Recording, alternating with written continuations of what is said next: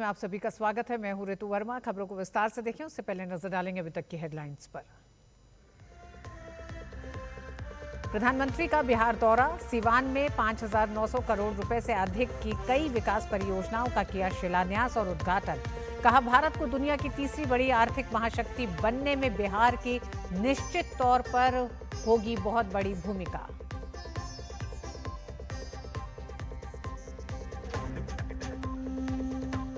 ओडिशा में बीजेपी सरकार का 1 वर्ष पूरा, भुवनेश्वर में पीएम मोदी करेंगे 12 पुत्र ऐतिहासिक ग्राम योजना पहल की शुरुआत।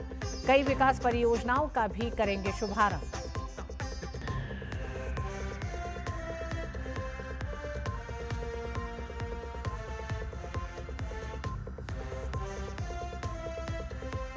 केंद्रीय गृह मंत्री अमित शाह ने आदि चुनचनगिरी विश्वविद्यालय के बेंगलुरु परिसर के उद्घाटन समारोह में हुए शामिल। कहा, पीएम मोदी के नेतृत्व में पहली बार आम लोगों के लिए स्वास्थ्य सेवा हुआ सुलभ। देश में 60 करोड़ लोगों को 5 लाख तक मुहैया कराया जा रहा है निःशुल्क इलाज।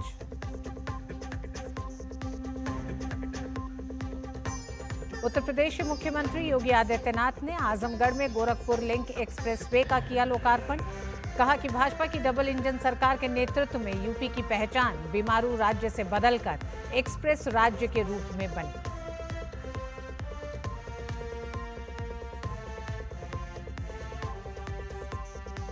और अंतर्राष्ट्रीय योग दिवस की जोरों पर तैयारी। विशाखापट्टनम में आज 5 लाख से ज्यादा लोग एक साथ योग कर बनाएंगे विश्व रिकॉर्ड। प्रधानमंत्री मोदी की मौजूदगी में कल यही होगा मुख्य कार्यक्रम।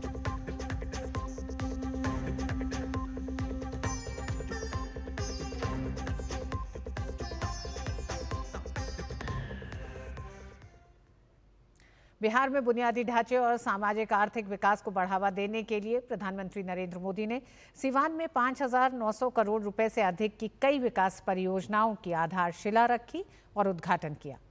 क्षेत्र में रेलवे के बुनियादी ढांचे को बढ़ावा देते हुए प्रधानमंत्री ने 400 करोड़ रुपए से अधिक की लागत वाली नई वैशाली देवरिया रेल लाइन परियोजना का उद्घाटन किया और इस मार्ग पर एक नई ट्रेन सेवा को हरी झंडी दिखाई। इसके अतिरिक्त उन्होंने उत्तर बिहार में कनेक्टिविटी को बढ़ावा देने के लिए मुजफ्फरपुर और बेतिया के रास्ते पाटलिपुत्र और गोरखपुर के बीच वंदे भारत एक्सप्रेस को भी हरी झंडी दिखाई। Make in India, make for the world के विजन को आगे बढ़ाते हुए प्रधानमंत्री गिनी गणराज्य को निर्यात के लिए मडौरा संयंत्र में निर्मित अत्याधुनिक लोकोमोटिव को भी हरी झंडी दिखाई। ये इस कारखाने में निर्मित पहला निर्यात लोकोमोटिव है। गंगा नदी के संरक्षण और कायाकल्प के लिए प्रतिबद्धता के अनुरूप प्रधानमंत्री ने क्षेत्र के लोगों की जरूरतों को पूरा करने के लिए 1800 करोड़ रुपए से अधिक की लागत वाली नमामि गंगे परियोजना के तहत 6 सीवेज ट्रीटमेंट प्लांट का उद्घाटन किया। प्रधानमंत्री ने बिहार के विभिन्न शहरों में 3,000 करोड़ रुपए से अधिक की लागत वाली जलापूर्ति, स्वच्छता और एसटीपी की आधारशिला भी रखी। इसका उद्देश्य इन शहरों के नागरिकों को स्वच्छ और सुरक्षित पेयजल उपलब्ध कराना है। क्षेत्र में बिजली के बुनियादी ढांचे को बढ़ावा देने के लिए प्रधानमंत्री ने बिहार में 500 मेगावाट क्षमता की बैटरी ऊर्जा भंडारण प्रणाली BESS की आधारशिला रखी। राज्य के 15 ग्रिड सबस्टेशनों पर स्टैंडअलोन BESS लगाए जा रहे हैं, जिनमें मुजफ्फरपुर, मोतिहारी, बेतिया, सीवान शामिल है। प्रत्येक सबस्टेशन में लगाई जाने वाली बैटरी की क्षमता 20 से 80 मेगावाट है। प्रधानमंत्री ने बिहार में PMAYU के 53,600 से अधिक लाभार्थियों को पहली किस्त भी जारी की। उन्होंने PM आवास योजना शहरी के 6,684 पूरे हो चुके मकानों के गृह प्रवेश समारोह के अवसर पर कुछ लाभार्थियों को चाबियां भी सौंपी। बिहार के सीवान से पीएम ने बिहार के लोगों के लिए, बिहार के नौजवानों के लिए काम करते रहने का विश्वास दिया। मैं बिहार वासियों को विश्वास देने आया हूं। हमने भले बहुत कुछ किया हो, करते रहे हैं, करते रहेंगे, लेकिन इतने से शांत होकर के चुप रहने वाला मोदी नहीं है। अब बहुत हो गया, बहुत कर लिया जी नहीं, मुझे तो बिहार के लिए और भी बहुत कुछ करना है, आपके लिए करना है, यहां के गांव गांव के लिए करना है, यहां के घर घर के लिए करना है, यहां के हर नौजवान के लिए करना है। सीवान से प्रधानमंत्री ने राजद प्रमुख लालू प्रसाद यादव पर कटाक्ष बोला। उन्होंने कहा कि जो लोग बाबा साहेब का अपमान करके खुद को बड़ा दिखाने की कोशिश कर रहे हैं, उन्हें जनता माफ नहीं करेगी। दरअसल 11 जून को लालू प्रसाद यादव का जन्मदिन था। कार्यकर्ता उस दिन बाबा साहेब की तस्वीर लेकर पहुंचे थे, लेकिन लालू प्रसाद ने तस्वीर का तिरस्कार किया और पैर पसार कर बैठे रहे। ये विजुअल जब बाहर आए तो लोग बहुत आहत हुए थे। देश में सबको आगे बढ़ने के अवसर मिले, किसी के साथ भी भेदभाव न हो, ये हमारे संविधान की भावना है। हम भी इसी भाव से कहते हैं, सबका साथ, सबका विकास। लेकिन लालटेन और पंजे वाले कहते हैं, परिवार का साथ, परिवार का विकास। अभी पूरे देश ने देखा है कि आरजेडी वालों ने बाबा साहेब की तस्वीर के साथ क्या व्यवहार किया। मैं देख रहा था, बिहार में पोस्टर लगे हैं कि बाबा साहब के अपमान पर माफी मांगो, लेकिन मैं जानता हूं ये लोग कभी माफी नहीं मांगेंगे, क्योंकि इन लोगों के मन में दलित, महादलित, पिछड़े, अति पिछड़े के प्रति कोई सम्मान नहीं है। आरजेडी और कांग्रेस बाबा साहब आंबेडकर की तस्वीर को पैरों में रखती है, जबकि मोदी बाबा साहब आंबेडकर को अपने दिल में रखता है। प्रधानमंत्री ने राजद और कांग्रेस के शासनकाल पर भी कटाक्ष किया। उन्होंने कहा कि जो बिहार कभी समृद्धि और प्रगति का प्रतीक हुआ करता था, उसी बिहार को लालटेन और पंजे वालों ने मिलकर बदहाली और पलायन का प्रतीक बना दिया। यहां के हमारे नौजवानों ने तो 20 साल पहले के बिहार की बदहाली सिर्फ किस्सों और कथाओं में ही सुनी है। उन्हें बहुत अंदाजा नहीं है कि जंगल राज वालों ने बिहार की क्या हालत बना दी थी। जिस बिहार ने सदियों तक भारत की प्रगति को नेतृत्व दिया, उसको पंजे और लालटेन के शिकंजे ने पलायन का प्रतीक बना दिया था। पंजे और लालटेन वालों ने मिलकर बिहार के स्वाभिमान को बहुत ठेस पहुंचाई। इन लोगों ने ऐसी लूट खसोट मचाई कि गरीबी बिहार का दुर्भाग्य बन गई। बिहार की यात्रा के बाद प्रधानमंत्री नरेंद्र मोदी ओडिशा सरकार का 1 वर्ष पूरा होने के उपलक्ष्य में भुवनेश्वर में राज्य स्तरीय समारोह में शामिल होंगे। पीएम मोदी 18,600 करोड़ रुपए से अधिक की लागत वाली कई विकास परियोजनाओं का उद्घाटन और शिलान्यास भी करेंगे। ये परियोजनाएं पेयजल, सिंचाई, कृषि अवसंरचना, स्वास्थ्य अवसंरचना, ग्रामीण सड़कें और पुल, राष्ट्रीय राजमार्गों के खंड और एक नई रेलवे लाइन सहित महत्वपूर्ण क्षेत्रों में विकास शामिल है। प्रधानमंत्री पहली बार बौद्ध जिले में रेल संपर्क का विस्तार करते हुए नई ट्रेन सेवाओं को हरी झंडी दिखाएंगे। स्वच्छ ऊर्जा और टिकाऊ परिवहन को बढ़ावा देने के लिए प्रधानमंत्री राजधानी क्षेत्र शहरी परिवहन प्रणाली के अंतर्गत 100 इलेक्ट्रिक बसों को हरी झंडी दिखाएंगे। प्रधानमंत्री ओडिशा विजन डॉक्यूमेंट जारी करेंगे। पीएम मोदी 12 पुत्र ऐतिहासिक ग्राम योजना पहल की शुरुआत भी करेंगे। इसका उद्देश्य ओडिशा की विरासत का सम्मान करते हुए संग्रहालयों, व्याख्या केंद्रों, मूर्तियों, पुस्तकालयों और सार्वजनिक स्थानों के माध्यम से उनके जन्म स्थानों को जीवंत स्मारकों में बदलना और सांस्कृतिक पर्यटन को बढ़ावा देना है।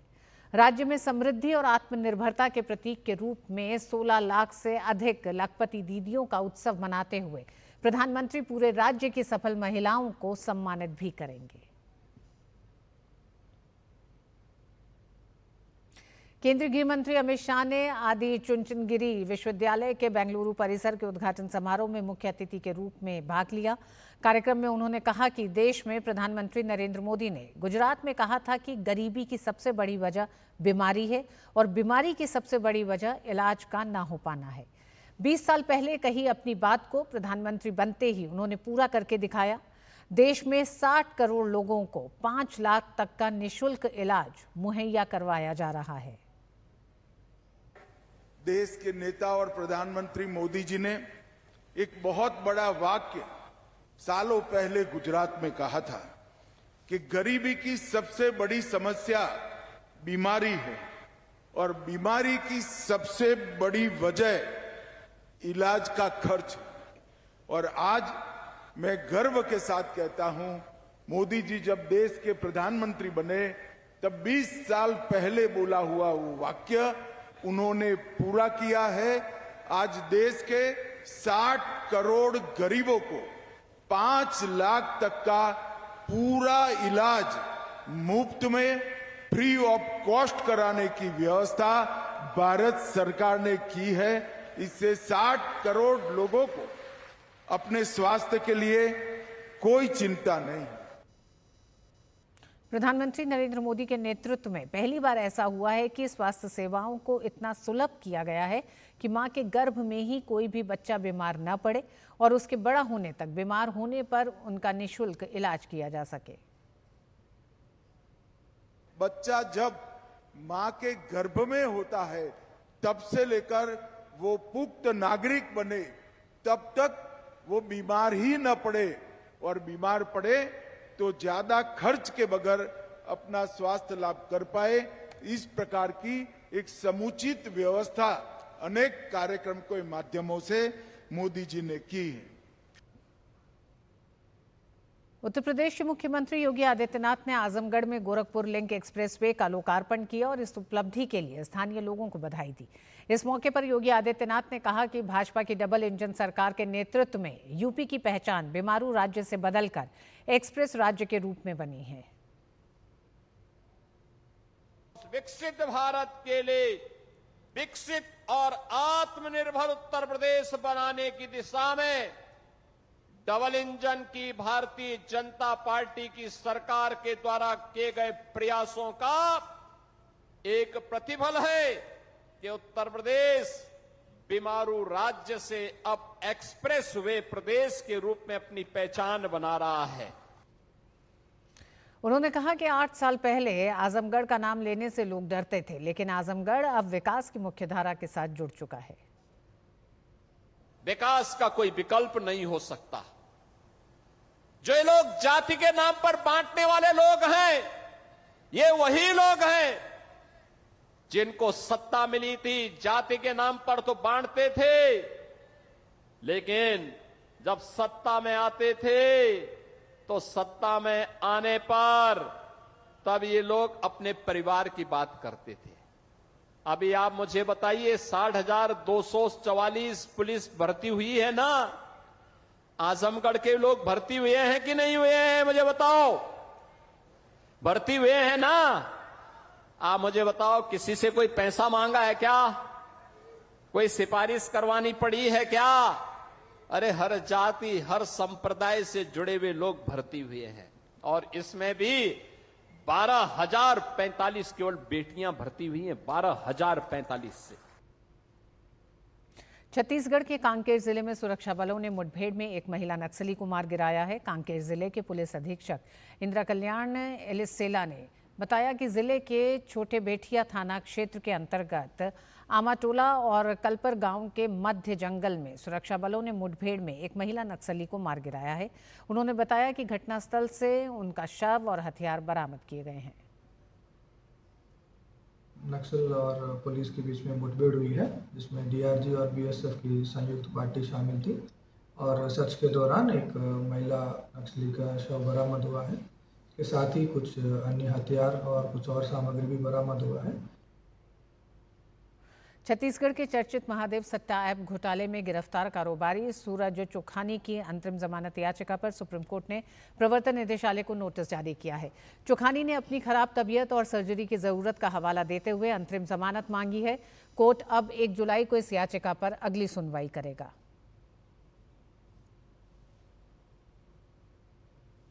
उत्तराखंड के उत्तरकाशी जिले के मोरातोक स्थित गुज्जर बस्ती में दर्दनाक हादसा हुआ है। यहां घर की दीवार गिरने से एक ही परिवार के 4 सदस्यों की मौत हो गई। सूचना मिलते ही एसडीआरएफ की टीम मौके पर पहुंची और सभी शवों को बाहर निकाला गया। मृतकों में पति पत्नी और उनके 2 बच्चे शामिल हैं।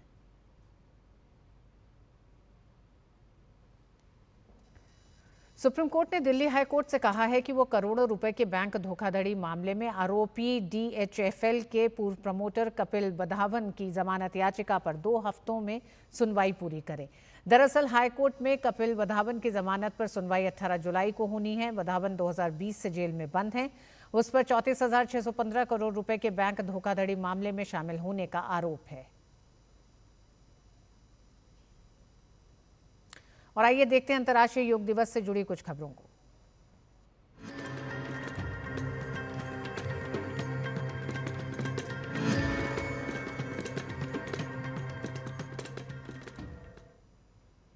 इक्कीस जून को 11वां अंतर्राष्ट्रीय योग दिवस मनाया जाएगा।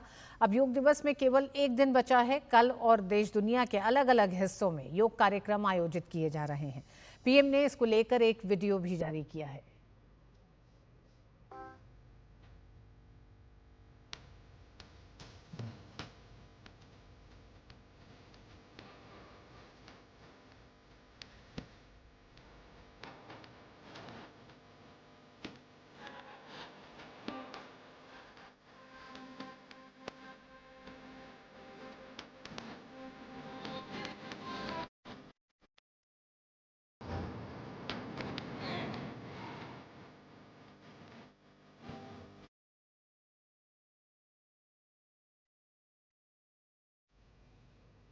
ग्यारहवां अंतर्राष्ट्रीय योग दिवस 21 जून को आंध्र प्रदेश के खूबसूरत तटीय शहर विशाखापट्टनम में मनाया जा रहा है।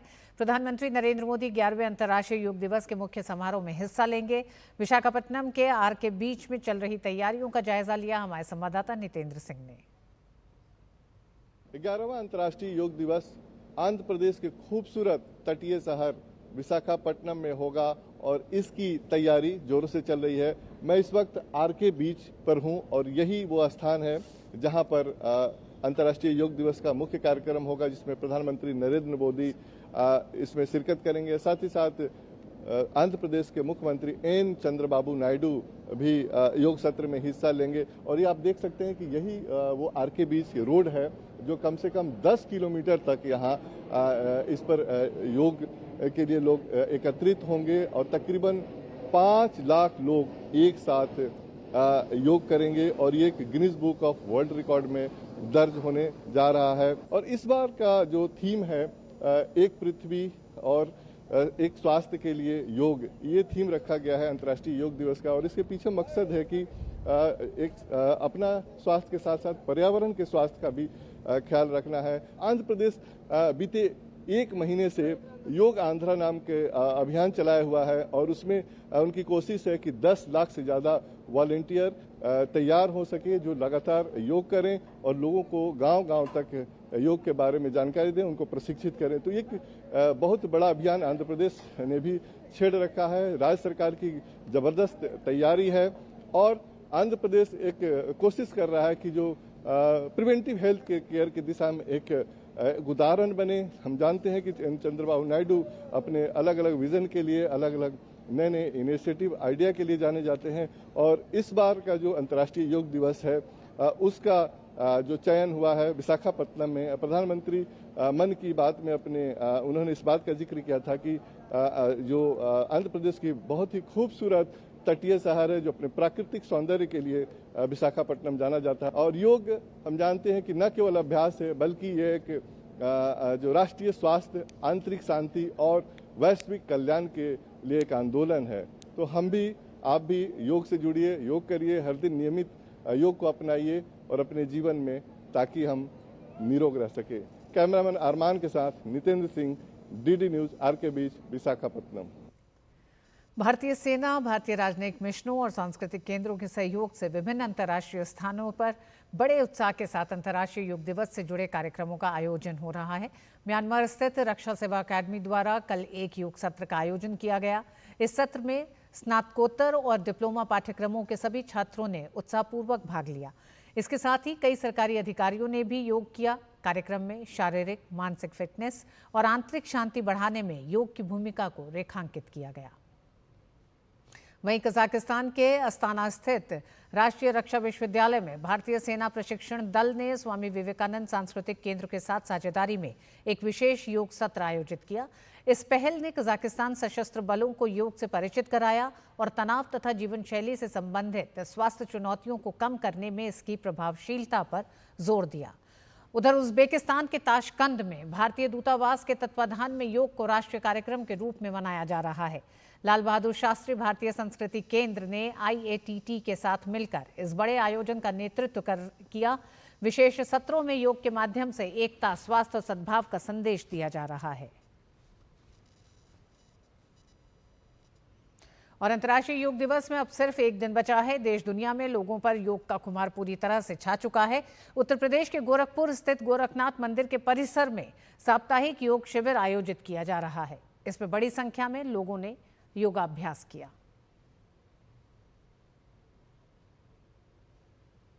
तेलंगाना की राजधानी हैदराबाद में भी लोग जमकर योगाभ्यास कर रहे हैं।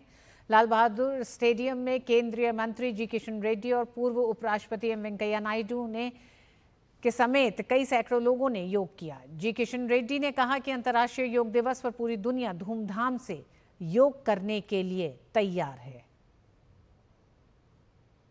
योगा कार्यक्रम बनाने के लिए सारी दुनिया तैयार है। लगभग 200 कंट्रीज में इस कार्यक्रम होने वाला है।